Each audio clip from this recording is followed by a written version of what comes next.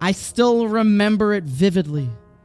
My father, my brother, and I waiting outside of the room, standing in a small room with a bunch of Hasidim, waiting for our name to be called, in which we would be then hopefully ushered in to have a short meeting with this great Gadol.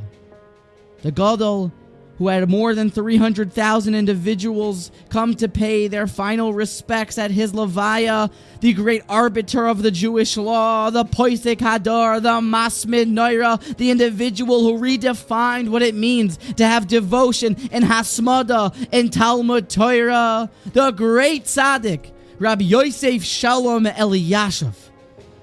And when we were brought in, I remember feeling like this magical light hit me. I remember the books on the Svarim shelves. I remember being able to shake his rather old, frail, but certainly kind of interestingly glowing and holy hand. And then before I knew it, we were out on the street. It was over. It was a pretty cool experience. And there's a story that I once heard about Rabbi Elyashiv that really sets the tone and helps us to identify with this great Gadol. It's a story you may know, but it's a story you have to know. And it was an individual who was trying to encourage the great Gadol to be the sandik, the godfather, the companion of his child at the bris milah.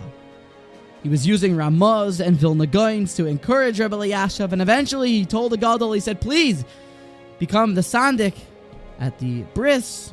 Rabbi Elyashiv would have to break his schedule, his very rigorous schedule in which he woke up every morning at 2 a.m. to begin study. And ultimately, this man said, and don't you know, Rebbe, that it's a segula. One can be immediately administered and accepted into Olam Haba, the next world, even if you become a sandik just once, the Gemara tells us. It's a very easy shortcut.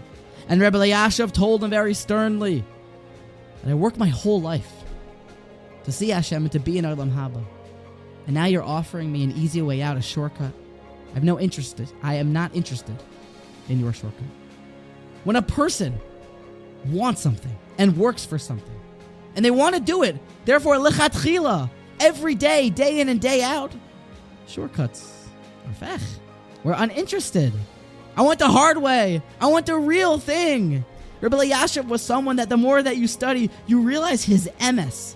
I believe there were times that he didn't even schmooze in learning because it wasn't as emes as just getting the real thing. Schmoozing even with Gedolim at times he wouldn't do because it was all about the real thing. I want it in the best way possible without any shortcuts. The great Rabbi Yosef Shalom Elyashov should inspire us to learn with Hasmada, to push ourselves.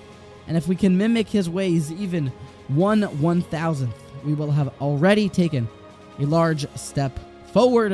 Zchusay Yagan Aleinu.